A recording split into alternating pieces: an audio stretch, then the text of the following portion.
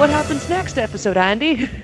The same thing that happens every episode, Stephanie. We try to take over the world. It's Andy and the Steph. It's Andy and the Steph. One thinks she's a Jedi, the other's a mess. They talk pop culture crap, and then they take a nap. They're dandy. It's Andy and the Steph. Steph, Steph, Steph, Steph, Steph, Steph, Steph. No!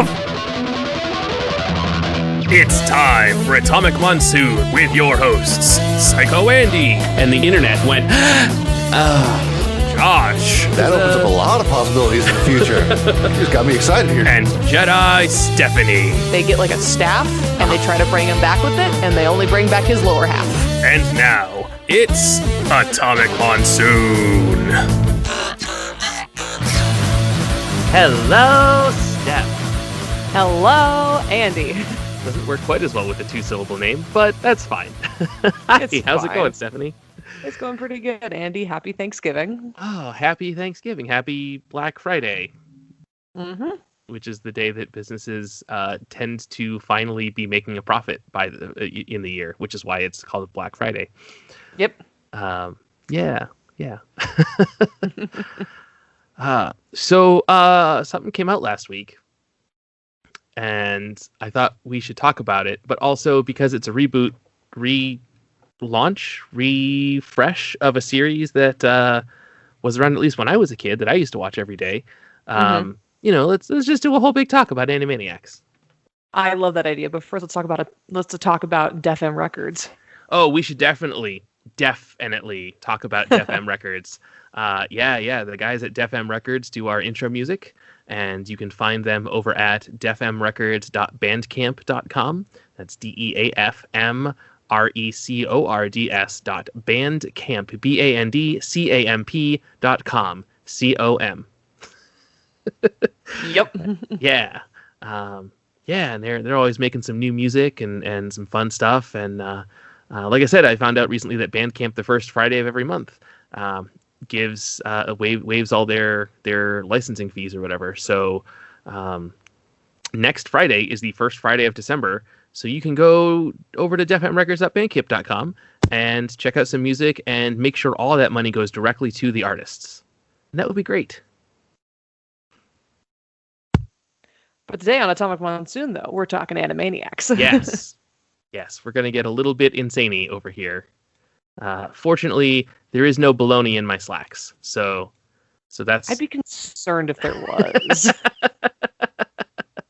Yeah, I'm not even wearing slacks. Neither am I. So Animaniacs originally aired September 13th, 1993, and ran until November of 1998. It ran 5 seasons. It was created by Tom Ruger. I don't know how to pronounce that correctly. I apologize, Tom. And it originally aired on Fox Kids. And then after the first season, maybe the second season, it moved over to Kids WB. Because it's produced by Warner Brothers and Amblin Entertainment, which is Steven Spielberg's production company. You know, that when WB was bringing up their own network and everything, they're like, well, let's bring all of our shows back in-house and get them off other networks. So they did that, which is fine. Mm-hmm. The original series ran for 99 episodes, along with a straight-to-video movie called Wacko's Wish. And man, I remember getting home every day after school, and it was just part of my afternoon cartoon lineup before, I was a latchkey kid for a while. And so, I used to watch this every weekday after I got home from school, waiting for my dad to get home.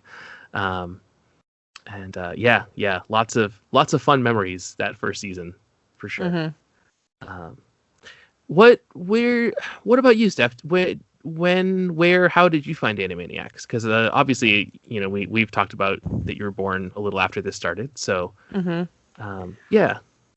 So how I found Animaniacs was... So it was some point in the 2000s, maybe the 90s, maybe the 2000s, somewhere around there. I was very, very young. And I was over at my grandmother's place or my grandparents' place when they were first living in Fountain Hills down here. Okay. And we turned on WB Kids. Just because like we were flipping through the channels trying to find something to watch, and it was one of the shows that was just on. And then as I kind of grew up, like it was just kind of existing in the background. Like occasionally I would turn on a TV, flip the channels, see Animaniacs was on, watch it or something. But it was never regular enough to say that I watched it consistently, but I watched enough of it to know, enough of the characters, to know enough of the jokes, to know like the theme song, to know Pinky and the Brain. I watched a lot of Pinky and the Brain. It was like, I don't recall when or where I was or how I got, into it, but I just remember watching it and really enjoying it as a kid. Yeah. And not getting any of the jokes. Yeah, there are a lot of pop culture and history-based jokes in this show for sure. And that is, I didn't get a lot of stuff as a kid, but as I've grown up and ended up buying the series on DVD and stuff, watching it all again, it's like, oh, there's a lot of things here that I absolutely would not have gotten as a kid. You mentioned Pinky and the Brain, and they actually spun off into their own show for 4 seasons. It lasted between 95 and 98. So and it was the same as the version on Animaniacs, but it was typically longer segments, right? So Animaniacs, I guess, if you've never watched the show, it is a sketch comedy musical cartoon. And it primarily stars the Warner Brothers, Yakko and Wacko, and their sister Dot. And the premise of the show is that they were cartoon characters created in the golden age of animation that were too crazy to have any of their cartoons ever aired in theaters as news, before newsreels and stuff like old Warner Brothers cartoons were. So the Warner Brothers studio locked them in the water tower. And actually, this time last year, I was visiting some relatives. My cousin Alex, that was on Atomic Monsoon several episodes ago. I was visiting him, and he lived last year in Burbank. And so we actually did try to drive around because I'd never been to Hollywood at all. And we drove past the Warner Brothers lot, and there was the water tower. So I've actually seen where the Animaniacs live in real life. It's funny. So have I. Nice. Back in March before the pandemic hit and everything, my students and I went on a field trip to LA, and we actually got to do a Warner Brothers studio tour lot. Oh, cool. And it was hands down one of the coolest tours I've ever done. I highly recommend to anybody who's a fan of literally anything Warner Brothers has created. And it was awesome seeing the water tower. And it was great because I was sitting right next to the tour guide, like just because of the way we crammed into this car.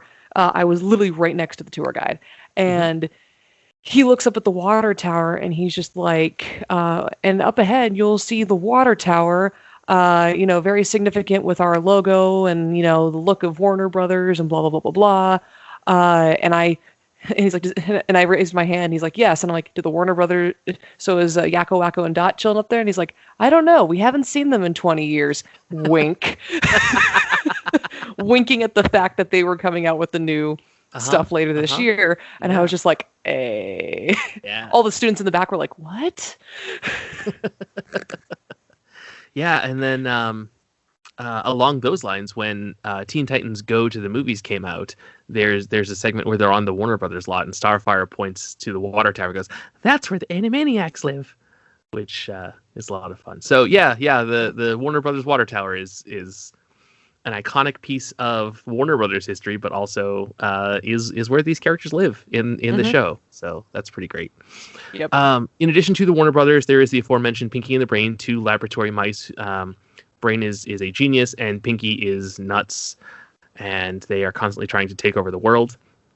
Other significant characters in the original version of Animaniacs, at least. There's Dr. Otto von Scratchensniff, the Warner Brothers lot psychiatrist. Ralph the Guard. Thaddeus Plotz, the CEO of Warner Brothers. Rita and Runt, a stupid dog and a singing cat, who are hanging out together until they can find homes. Buttons and Mindy, who are Mindy is a little girl and Buttons is her family's dog, who's always trying to keep her safe and ends up getting into mischief because she's a little girl that easily escapes her harness and crawls away. Flavio and Marita, the hippos, who their segments might be the ones that have aged the least well, because the whole joke is that they were in front of trends before they became trendy. And watching all the old hippo segments now, they're just talking about things that are everyday life now. So it's funny because it's like, they'll talk about going out and getting sushi or like whatever kind of trendy sort of hipster thing is going on or whatever. Like, they were doing that in 1993, well before it became mainstream. So yeah, there's also the Good Feathers, who are a trio of pigeons, who are mobster parodies. All of their segments are takeoffs of some gangster movie, like Goodfellas and The Godfather, etc., etc.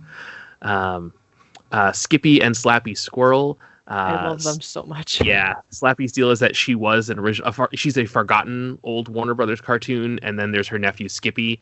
And Slappy has grown up old and cynical, and Skippy is still a young, wide-eyed, innocent kid. Chicken Boo, who is a giant chicken that dresses up like a man, and it's the same joke every single time. Someone doesn't recognize that he's a chicken, and then they do. Katie Kaboom was one of the originals, who was a teenage girl that it was a euphemism for puberty and hormones. She would overreact to everything, literally turn into a monster, explode, and it was just a matter of how did we get here? And they were fun. Minerva Mink, who was in a couple of episodes in the first season and then was deemed to be too sexy for a kids show. So they basically pulled her, although allegedly she has a bigger segment, she's more important in the comic books. Okay. There's the kid that's friends with Randy Beeman. I don't know what his name is, but he's this little kid that comes out and it's like, one time with Randy Beeman, he and he would just tell these silly little stories. There was the mime, who would give little mime time segments, and he would do silly things, like he'd go to pull he'd pull a rope or whatever, and then a safe would fall on his head, right? Something that shouldn't be possible because it's mimes, but yeah.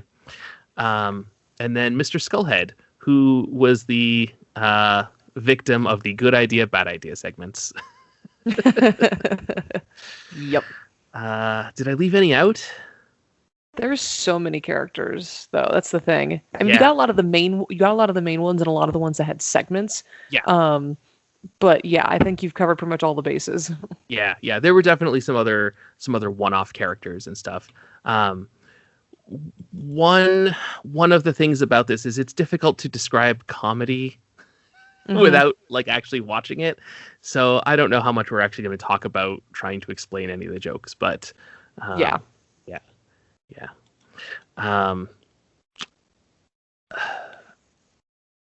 I guess the voice cast is important, right? So the voice cast is important. So Yakko, Wacko, and Dot were voiced by Rob Paulson, Jess Harnell, and Tress MacNeille, respectively. Rob Paulson also voiced Dr. Scratch and Sniff and Pinky from Pinky and the Brain. Maurice LaMarche did the Brain. And Frank Welker did a lot of other characters. I believe it. And the reboot's interesting because it's really just kind of those 5 actors and a couple of guest spots here and there. It's true. It's been interesting watching all of the new ones, and the new show doesn't have a lot of the guest characters. There's the Warners and Pinky and the Brain and Ralph the Guard. Yep. And Dr. Scratch and Sniff shows up for an episode. And there is one other episode that kind of shows what happened to everyone else. Yeah. Wasn't it Chicken Boo that did it? Yeah. But but Chicken Boo is the only one that gets voiced because he was voiced by Frank Welker. Everyone else is silent. And on one hand, it's nice to have kind of that explanation and to see all the characters again. On the other hand, it's kind of a bummer that we didn't get all of them back. But I get it, because that's another 15 voice actors you have to hire and pay. And I don't know what the budget for this show was, for the reboot was. Who knows what those contracts were like. I do know that most of the original writers were not even asked to come back. Oh, wow. Yeah, it was just a thing Warner Brothers just kind of decided they were doing, and got the original voices that they had to get, and kind of cheaped out on everything. Yeah. But I don't know. The show's still funny. Oh, no, it was absolutely hilarious. There were several moments where I was just busting a gut. Yeah. Did you have a favorite segment of any of the original ones? Like, were any of the groups of characters that I mentioned your favorites? I definitely loved Slappy and her nephew, just because those two were always super, super funny to me. I mean, obviously I enjoyed the Warners and Pinky and the Brain, but I definitely, like, when I always think back to it, I always think about Slappy Squirrel. Okay. And all of her funny bits. One of the ones I think of is either the one where they go to Woodstock, or the one where she drags her nephew all across the world to try to prove to him, like, no, Bumby's mom is okay. Yeah, Woodstock Slappy is great. Their Who's On First takeoff is... I don't know if I still do, but for the longest time I had an MP3 of that would just randomly show up in my music when I would hit shuffle. Oh my God. Because it's just... Right, because they went to Woodstock, and so there's the band The Who, and who's on stage? I don't know, you tell me. Yeah. Yep. And then, at that time, there's a group called The Band, there's a group called Yes, and all of those play in. And for anyone that likes classic rock, that's a wonderful segment. It's a wonderful segment. And I also liked a lot of their songs that they would sing. I don't remember a lot of them. I mean, I obviously remember the state song, not to the lyric, but I remember Wacko's state capital song. And then of course I remember and this is probably the most famous one, just because a lot of people who didn't even watch Animaniacs, they knew the country song by Yakko. Yep. Yakko's Countries of the World. Yeah. I mean, I think Yakko's World is the most infamous song from the show, right? That's the one that's probably the most well known. And I would say Wacko's States and Their Capitals is probably the next best known, because they're educational. Like, in addition to being entertaining and like, oh, how do you make all of the countries of the world rhyme? They found a way to do it, and same with the United States and Their Capitals. Like, the challenge of making those things all rhyme is fascinating. But also, hey, what are all the capitals of the United States? I'll admit, when this show came out, I didn't know them all. Neither did I. But I do now. Yeah, and I mean, now we have a new educational song from the show, which is Dot's First Ladies song. Yeah, which is the last segment of the last episode of the new. So here's the thing: is they got signed for 2 seasons. For the new, and so we've only gotten the first one yet. The next one is expected to premiere sometime in 2021. So that's nice. Yeah, it's nice to know that there's some more to look forward to. Yeah. No, this I have to ask you, Andy, because obviously you grew up with the original. Did this new season do the original justice in the sense of I mean, it's obviously, it's not a reboot. Like, they didn't go back and then redo episodes. It's obviously, because in the first episode, they have a whole song about what they missed over the past 22 years. Right.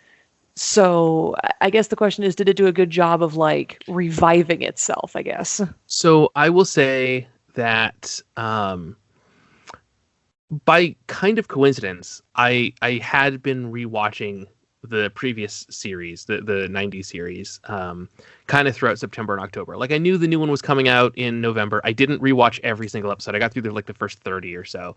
But I was like, I it's been a while since I've watched it. I don't remember every segment. And even rewatching those, there were like full episodes that I don't know that I'd ever seen, or if I had, I may have seen them originally when they broadcast.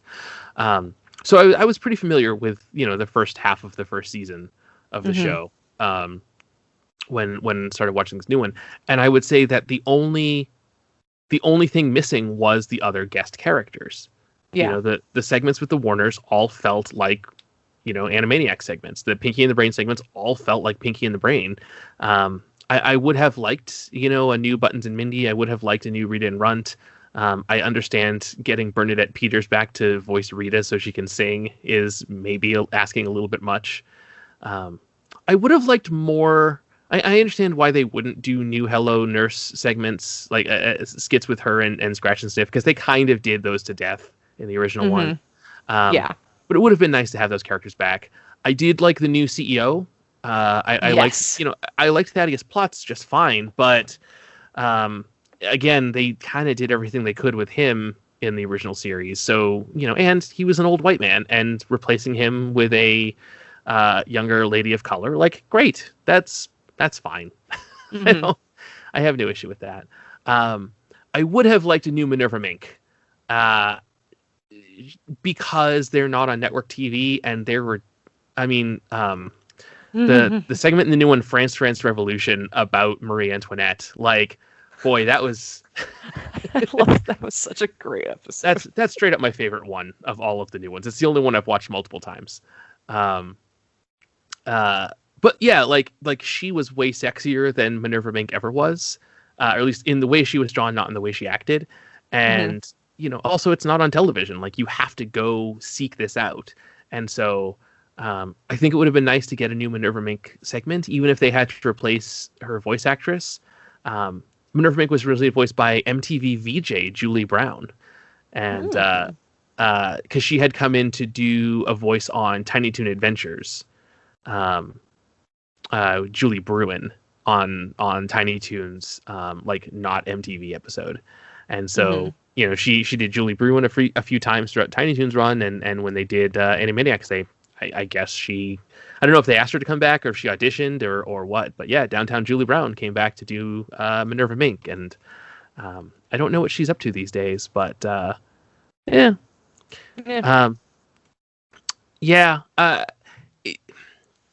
But okay, if the one thing that's missing is all of the characters that often as a kid I was like, why are these characters here? I just want to see the Warners. And now I just get to see the Warners. Like, well, okay, I guess that's not so bad. Yeah. But yeah, I would say it's a worthy successor. It mostly feels like the original.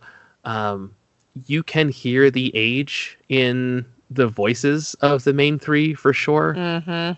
Especially Dot. Like, and listen, it's been 23 years since the show, or 22 years since the show ended. It's been 27 years since the show started.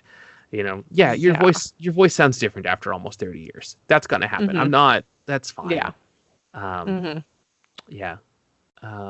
yeah, I think it's a good update to the show, and I'm very excited for the next season. So, as am I. Yeah, no, I thoroughly enjoyed it. I even went back and I watched like a few segments and even like the old theme song, just to see the difference between the new theme song and the old theme song. Oh, sure, yeah. And it was interesting to see the difference as well. I know there was a difference in lyrics to begin with. But it was just different, interesting to see the difference in just what was originally there and what's there now. Also, it also was interesting because there's at one point when they're in the line, so join the Warner Brothers and their Warner sister Dot. Like that segment, like if you actually look at the animation in the background, it's a very muted looking studio set, like studio lot. And if you watch the new one, like there's bushes, there's trees, there's actual greenery, there's actual there's a golf cart in the background. Like it actually looks like a functioning studio lot, which is really kind of cool that the animation style has updated. Like just animation in general has updated so much that it looked so pretty and clean. Yeah, Yeah. So. Yeah, go ahead. Oh, I guess I was moving on to my next question, which was, of the new stuff, what was one of your favorite, like, maybe, actually, hold on, before I get to this, one thing I will say is that, so I didn't get a lot of the old jokes back in the old version. Even when I watch it now, like, I get it now, but even then, like, some of them still miss me because of the fact that I was born in 95. Right. But it's interesting watching it now and getting all of the references and jokes and nods and meta things and even some of the dark humor. And I'm just sitting here like, oof. Yeah. So. Yeah, and there have been a couple things in rewatching the older ones where I did have to go back and look up, like, oh man, yeah, because it's been 25 plus years since those happened, right? And so yeah, going back and checking some of those out, like, okay, yeah, that was a thing in the 90s, but or was a thing in like the late 80s, but like it's just not relevant to popular culture anymore. Or even some of the historical things, Yeah. Like, I've said I liked the France Revolution with Marie Antoinette the best of the new ones, but even with that, I was like, I had gotten Marie Antoinette confused with a couple of other historical French queens in my brain, so I did have to like go back and double check and make sure, like, okay, which ones. Okay, so this was actually one of the queens of England. This was Marie Antoinette. This is Marie Antoinette, and the line "Let them eat cake" may or may not have actually been Marie Antoinette. Which I mean, it's often popularly credited to her, but yeah, and I love the way that episode that segment ends, where like the whole thing is just a build up to, here's the things you know about Marie Antoinette. People both did and didn't like her. She said, "Let them eat cake." She got killed by being decapitated. And the whole thing, the whole episode, is just a build up to the all of those. And I it's just so fucking good. I know, it really is. Yeah. I like Niels Neidhart, the new Schwarzenegger sounding parody character that we meet in the Greek game, the not Olympics, because they couldn't call it the Olympics for legal reasons. And then when he shows up again in the last one, he's a good new foil for them. I like their interaction a lot. That was I really enjoyed that Olympics, just because some of the commentary that they were providing, but also just the fact that they were. It was definitely the cartoon physics of them just breaking logic and the fourth wall. Right. Yeah. So. Yeah. Yeah. Oh, I had a question for you, Stephanie. We have talked about On Atomic Monsoon before, about how you are not the biggest fan of horror movies or clowns. I knew this episode was going to come up. Reference. We don't need to go into depth. But episode 11 is a Halloween episode, and they do have a Stephen King's It parody where they meet Nickel Wise, the clown. How did that one? How did that go for you? So, at first when I was watching it, I was like, okay, I love their costumes. They're kind of like nods to, I think, old 90s-esque looking costumes. Oh no, or something. They were the Marx Brothers. Oh, they were the Marx, but that's right, they were the Marx Brothers, because Yakko kept doing a lot of the Marx Brothers type jokes to the camera. I forgot about that. Yeah. But because I think they get referred to that a couple of times. Yeah. But yeah, no. So I was really enjoying it in the beginning, and then when he lost his wad of candy, which looked completely disgusting, by the way. But when he lost his wad of candy and immediately went to the sewer, I was like, nope. Oh no. Like, I immediately knew where this was going, and a part of me was hoping that it was maybe like an old character, like an old foil might come back, and it wasn't actually going to be Nickel Wise. But then the moment I saw the smile, I saw the eyes, and he started moving out of the shadows, I was watching on my phone at the time, and I flipped my phone the opposite direction. So I was looking at the back where my camera was, and I'm like, damn it. I'm so sorry. I tuned in on certain segments when it was definitely just them without him. And it was really funny that they were obviously parroting the movie that had definitely taken off in the past decade or so. But the way they drew him and animated him was a little too much for me. So Okay. I was just like, Okay. I felt bad. But I really enjoyed the Pinky and the Brain episode that followed. The Frankenstein one. Yes. Yeah. That one was a lot of fun and strange. I really liked the Pinky and the Brain segment with Julia Brain, where Brain made the perfect first lady so that he could run for president and take over the world that way. And I was kind of disappointed we didn't get to see her again. So I think we're going to, though. I hope so. I hope we get to see her again in the second season or seventh season, depending on how you want to count them.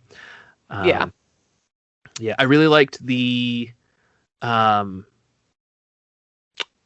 classical music one, the classical music sketch. Oh, that was such a great episode. Yeah. In the Hall of the Mountain King has slowly become one of my favorite classical pieces. So having it start off with that was pretty great. Yeah. It kind of reminded me a little bit of Mickey's Philly Our Magic, which is a experience you can have at Disneyland or Disney World where you pretty much just sit in a theater, you're wearing 3D glasses, and it's pretty much Mickey, Donald, Goofy, and Minnie all getting ready to do an orchestra concert. And Donald sets up all the music. He sets the music up. He sets the stands up. He puts all the instruments in place, and it's just instruments. There's no one there. And at one point, he decides to put on the Sorcerer Mickey hat and use the conductor's wand to, play whatever he wants. And it results in this horrible thing where Donald gets pretty much launched into all these Disney movies because magic and stuff. And then Mickey has to come in and control everything, and then they finish it off with like one little classic Disney type sounding song where the tuba in the song shoots Donald through the screen, and then when you turn around he's in the wall. It's great. It's a great Disney thing, but it reminded me of that, and I really do enjoy that experience. So watching this, I was like, this is like Philly Our Magic but different. I love it. Yeah. One of the things I do love about both Animaniacs, both versions of it, and Tiny Toons, is they did a lot of fun things with classical music. And it was the same people working on both of those shows, plus like Freakazoid and Hysteria and Batman the Animated Series even. So it was great it was good to see all of those people flex as many creative muscles as they could. But also, throw in some educational stuff and some historical things and stuff like that. Yeah, it's fantastic, and I'm glad that all of that continues into the new one. Oh yeah. So I want to talk about the first episode real quick, just because there's something about the first episode that just makes me love it so much. Obviously, one of it is the song of like, what did they miss, in the past 22 years or so, and pointing out the fact that, like all these things have been introduced, all these things have happened, but also definitely reminding us of, even though this is premiering in 2020, it's 2018 when the animators are animating this. So we have no idea who is president at this point. Right. Referring to the fact that the election was going to be in 2020. Right. And there's just a lot of really interesting things to see them like catch up on. But I also like the Pinky and the Brain episode that goes with that first episode, because it's showing them back in the 90s going like, okay, I have this idea for world domination, and then Brain invents the internet. Right. And I'm sitting here like, I'd believe it. I believe Brain invented the internet. Yeah.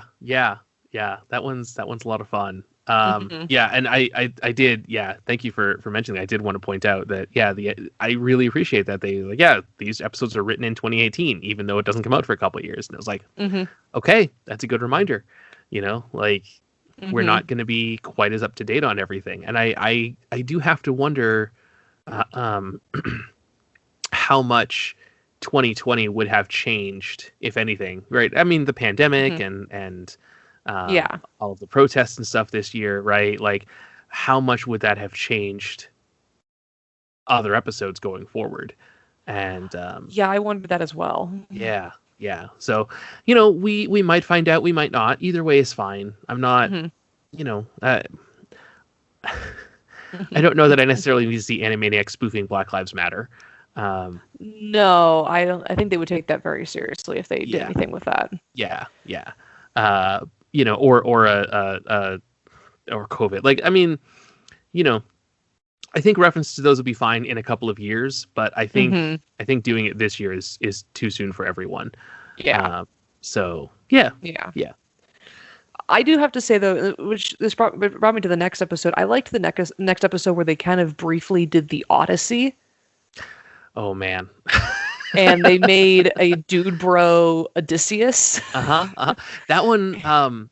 There in the original series, there is one with Michelangelo when he's painting the Sistine Chapel, and they make him like the most obnoxious person that's ever existed. And the Odysseus one very much reminded me of that. It was like, oh, okay, yeah, this is where we're going. And of course, the Cyclops at the end was. Oh my God! Actually. So here's the thing: if this premiered in 2018, I still would have laughed at it. I still would have laughed at that moment, but I'm laughing a little more at it just because there's some hidden irony in what's being said. we know how things turned out, and yes, yeah. And let's not spoil that for our listeners. That does, however, bring me to the next thing that they have no shame. They have no shame in throwing shade at certain things. And I don't know if that was, and I think that was the case back in the original, but just because I understand the more modern references now, when they throw shade at someone, I'm like, oh. Right. Yeah. So there is a song in the original series that got changed. It was about the history of the presidents, right? And they go through all of them. And I don't remember the exact lines, but originally it was when they got to Bill Clinton, who was president at the time. They alluded to the fact that it was heavily believed that Hillary was pulling the strings and Bill was more of just a figurehead.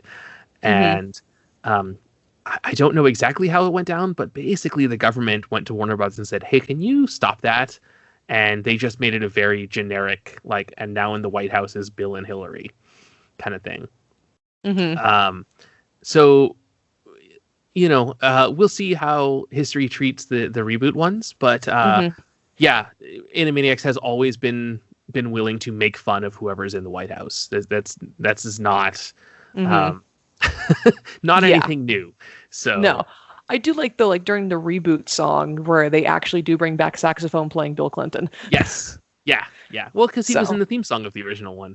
Yes, he was. For some of it, the last couple seasons, they actually changed the intro. Once Pinky and the Brain spun off into their own show, they removed them from Animaniacs completely. And so the original Animaniacs actually has two versions of the theme song. Oh, really? And when they took up Pinky and the Brain, they took out the Bill Clinton references because he wasn't, because of his scandals. Bill Clinton wasn't necessarily appropriate for kids television anymore. So they did not go back and edit the old episodes, but the last couple seasons there's a slightly altered Animaniacs theme. So yeah. So now moving on to, so I don't remember which episode it was. I think it was the one with the bunnies, which that was adorable and Bun chaotic. Control. Yes. Bun Control, which has a double meaning. Yes. But I love the part when the siblings turn anime mode, because Yakko turns into Goku-esque looking, Wacko turns into like Naruto-esque looking, and then Dot turns into like Sailor Moon-esque. Right. Yeah. So I Animaniacs. The Animaniacs. Yeah, I've seen some people online refer to them that way. So yeah, I love it. Yeah, so it's funny. I saw the shot of the three of them in the anime style, and I didn't realize it was from one of the teasers. Like I don't know how I just missed that. So I thought it was this weird fan art thing that was getting passed around. Like, oh, they're rebooting Animaniacs and it's going to look like this. And I thought people were just being jerks. And then it actually showed up, and I was like, oh, okay. Well, this is in fact Zany to the max. So yeah. So I honestly, like, you're right, but there's without really, it's hard to talk about comedy without showing comedy. Right. But what I will say is that there's just a lot of really, really great things that this new Animaniacs kind of brings to the table, and it brings a nice laugh for anyone who's looking for one right now. Yeah. At the same time, it makes me kind of mad at myself that I didn't go over to the Animaniacs side of the Warner Brothers gift shop and get myself a Yakko, Wacko, and Doc, because I was going to. We just didn't have time, so I was only able to get something for my mom, and then this Bugs Bunny that I got for myself, because I love bugs. Right. But one thing I will say, though, is that I recall back in the old Animaniacs, they were limited on how much they can reference and how many things they can, poke fun at, just because they're, of other networks and other production companies being like, you can't, bring our thing in. Yeah. But I feel like with this one, there was a lot. Well, so a couple things have happened, right? Warner Brothers as a company has acquired a lot of other smaller studios. Mm-hmm. So there is the song in this, the moment where is it the suffragette one, right? They're talking about giving cartoons the right to vote. Yes. And man, they pull out all the characters Everyone. in the Warner MGM Cartoon Network, like anything that Time Warner owned. They were like, yeah, we're throw them in. Forget it. Because Screw it. they had Batman, they had the Looney Tunes, they had the Flintstones, they had the Jetsons, they had. Mm-hmm. Oh, I'm trying to think who else they had. I think they had Scooby-Doo. I don't know if I saw Scooby-Doo though. I think Scooby was in there. I know the Tiny Toons showed up. They showed up a couple times throughout this, which was pretty good. Yeah. It's man, yeah. I do admit though, I like when they first come back in that very first episode, and everyone's like, "Oh, it's the Animaniacs," and we see like a Batman, we see a Wonder Woman, we see a Superman, we see a Harry Potter, but it's not Harry Potter. Like we see the things that Warner Brothers now owns. But I was thinking about because I think they refer to some things that I think are Disney owned now that I don't recall if they ever really made nods to Disney before. Okay. So that's why I was like, wait a minute, hold on. And then I was, oh wait, Fox owns Disney now, but wait a minute, this is Warner Brothers. Yeah. And I mean, it if you worry too much about dividing who owns what, you're driving yourself insane. So whatever, just let it happen. Oh, yeah. The one that they did mention that blew my mind was the Lunatics, which was like an early 2000s reboot of the Looney Tunes as action heroes. Yeah. And we don't know what you guys are. Yeah, they have. Was it Buzz Bunny was his name, and he just shows up, like he doesn't say anything. He's just there, and they're just like, and whatever this is, and continue on with their song about giving cartoons the right to vote. And that was that was a reference that I was absolutely not expecting, but boy, was it! I appreciated that a lot. That was really, really good. Yeah. Yeah. No, there's just so many really great. I think just really great moments. Like I don't think there's any like horrible bad moments. I mean, I know I'm not a fan of the Halloween episode, but it still had me laughing even though I didn't see what was happening. Let me ask you about, so they did add a couple of new segments with some new characters. Yes. And then we'll talk about something else we liked after, because I don't want to end on a down note. But so Starbucks and Cindy, the little alien and the girl that was, holding him captive. We're waiting and waiting and waiting. And how did you feel about that segment? Admittedly, it came out of left field a little bit because I thought it was just going to be the Animaniacs and Pinky and the Brain. But I do like that they did something different, because in the theme song, they talk about the fact that they had a brand new cast of characters. So I thought, okay, so we're going to be seeing new characters. And then we did the first half of the season. Yeah. Yeah. Admittedly, though, I thought the alien was really funny. Just the fact that he's really trying to get to his ship so he can let, his invaders know, his fellow spacemen waiting to, all right, time to invade. Admittedly, the little girl, she kept rambling and talking, and I could barely understand half the words she was saying most of the time. And I had the subtitles on, so even I was like, what? But of course, I mean, you talk to any 4-year-old girl and she will ramble and ramble and make no sense. Right. So, or even just 4-year-old just in general. Right. But I didn't think there was anything bad with it. I'm just curious to see where they're going to go with it. Okay. And then the gnome that lives in people's mouths. How did you feel about that one? Okay, it's weird that he lives in people's mouths, but I really enjoy the fact that was just like he literally he felt like the meta type of gnome that we kind of just need in the world, where it's like, why are you? It's like you're getting married to her and you don't know anything about her, and it's like, and I'm kind of like slowly churning to the camera that doesn't exist in my room, just going like, yeah. What up, world? What about this type of stuff? Like, okay. Just I felt like it was very much a call out to things that maybe were acceptable once upon a time, but now it's like, I mean, really? or things that were things that are okay to do in cartoons, and pulling back that fourth one, be like, this is stupid. Why? Yeah. I definitely thought it was really, really, really funny, and I would like to maybe see another one of those, but it's still weird that he comes out of people's mouths.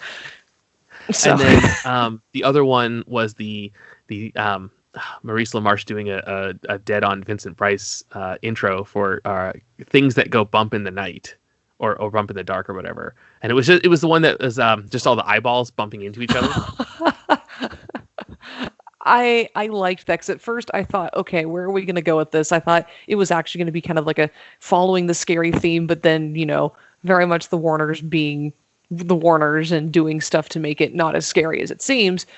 But the fact that it was literally things just bumping into each other in the pitch blackness of night. Right. I liked that. I liked that flip, and it got a chuckle out of me. I thought it was humorous. I don't think it's one they could do again unless it's another Halloween episode. Right. No, that's a one-off thing for sure. Yeah. But yeah. What about you? What did you think of those three? I didn't like Starbox and Cindy. I can see how the premise would seem funny, and I don't think the execution worked. I would have rather just seen Buttons and Mindy. Yeah. Because it was kind of the same setup, but I would have just liked a new Buttons and Mindy instead.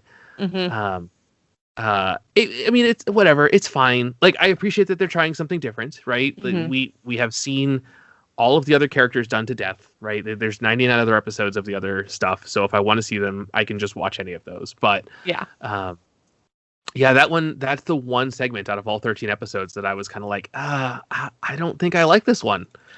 I did like the gnome in people's mouths. That was pretty funny. I would have liked more of those. Like you said, like, it's funny once. Is it funny 7 times? Yeah. And I thought Things That Go Bump in the Night was one of those things where, like, this is subtle, but I really appreciate this. I really liked that one a lot. But again, once. I don't think that one works again, like you said, unless it's a Halloween special. So, yeah. Go ahead. Okay. I don't have anything, so you go. Oh, okay. So I know we've talked about mainly the Warner Brothers and their sister Dot and everything like that. And we've briefly talked about Pinky and the Brain, but what was your favorite Pinky and the Brain segment from this? I mean, the one with Julia, probably. Okay. That one was really good. Man, what were all of the other ones? I did like the one, was it the last episode where Brain builds the driverless car that they can't get out of? The song that plays, the country song that plays in the background of that, I just started watching it without the subtitles, and then like halfway through the song I was like, oh, these lyrics are probably funny, and started the song over again with the subtitles on it. I was right. And then, because it's great, because there's the part where they're like, and then there was a cow. How do you rhyme a word with cow? Cow, cow, cow, cow, cow, cow, cow, cow, cow. And then at the end of the song, Pinky singing that line. Also, that episode, they got away with using Banana Hammock in an episode of Animaniacs, which is not something I was ever expecting. And it wasn't offensive. So good for them.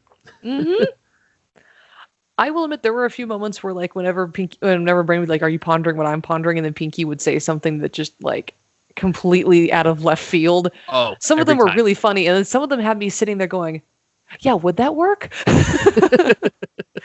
Yeah. So yeah. What was it? I think so, Brain. But isn't 11 just a fancy way of saying one teen? Yeah, that was the one where I was going like, is it?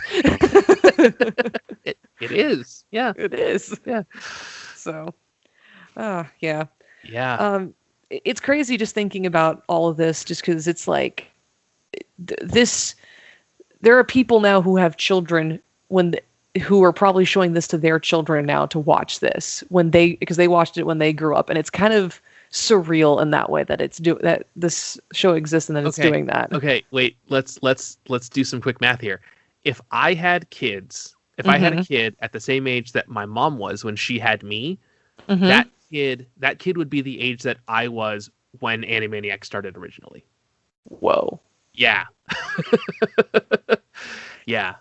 So, or really close, maybe like within a year or so.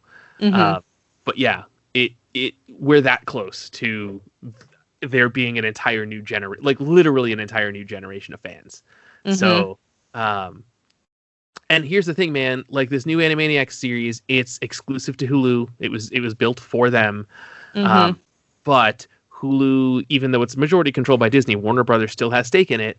And so they are keeping the original Animaniacs on Hulu as well. So you can watch both of them on the same streaming service as just part of your subscription.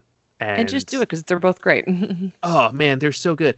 I do own all of the original series on DVD. If these reboots get released on DVD, I'm definitely going to buy those as well. Or maybe upgrade to Blu-ray, whatever. Just, I don't like Pinky and the Brain enough to own the Pinky and the Brain show, but I love them as part of the ensemble cast. So yes, the fact that this is mostly the Warners and Pinky and the Brain, like, hey, let's distill down the things that everyone actually wants, and they do a good job. And like we were saying before, the original holds up really well. There's a couple of pop culture things that haven't aged super great, but that happens in comedy. Name a comedy from over 10 years ago that's still exactly as funny as it was when it came out. You can't do it. Yeah. So, yeah. I don't know. I have nothing bad to say about this one. No, I have nothing bad to say about it either. I think we just wanted to talk about it because we've referenced Animaniacs before on Atomic Monsoon. And everything, and we've talked about, we've talked about the Noel song, we've talked about, a couple of other different things, but it was like with this reboot coming out, it's like, okay, we have to talk about this, because we have definitely referenced it before. But it's interesting because, and Andy, you know this, but I don't think our viewers know that, or listeners, know this. So in college, I had to do a senior project in order to graduate. And I decided for my senior project, I wanted to do a voice acting workshop because I was interested in potentially going into voice acting. So the teacher who was helping me out with this, the professor, he got me in contact with a couple of people who could come to the workshop and just talk and give some tidbits and here and there. And so we got this voice actor who does video game work like Call of Duty and Assassin's Creed and stuff like that. I think his name was Zach. I don't remember his last name. I feel bad if you're listening, Zach. I'm sorry. But if you're hearing this, you're probably like, oh, it's you, type of thing. The other was, in fact, Rob Paulson. Oh, fantastic. Yeah. And he is positively an amazing human being. He came and gave us all these amazing tidbits. And then there were instances and moments where, he'd be talking about experiences and work that he had. And he would start talking suddenly in that character's voice. Like there was a moment where he had a few sentences where he talked to us like Carl from the Jimmy Neutron series. Yeah. But there was also instances where he talked to us like Pinky. And then and he actually alluded to us at the time that he was potentially in the works of, not of doing the new Animaniacs thing, but doing a new Countries of the World song. And he gave us a couple of not verses, but a couple of notes and things like that from the Countries of the World song. So it was awesome to have Yakko Warner singing the Countries of the World song to you, type of thing, or to me and to my friends who were present. And so it was an amazing experience. And Rob Paulson, if he is listening to this, or anyone who's listening to this knows Rob Paulson, tell him he's an amazing human being and that he keeps up what he's doing. And I hope to meet him in person someday because I would just love to talk to him, in person. Rob seems like a really cool guy. I would love to I would love to talk to Tress McNeil about her career sometime, because she has done almost everything possible since she started, and I would like to know what makes Jess Harnell tick, because that guy seems like he's actually insane. And I say that in the most respectful. I mean, this is a guy who calls himself Psycho Andy saying that, so take it for what it's worth. Yeah. So, all right. Well, Steph, we need to get out of here, and we need to start planning for next episode. Why? What happens next episode, Andy? The same thing that happens every episode, Stephanie. We try to take over the world. But wait, shouldn't we talk about, our social media first? Oh, yeah. All right. You can find us on social media. We're on Twitter and Facebook, and there's an underscore in our name on Instagram. Listen, it's episode 95. If you're still listening to us, you know where to find us.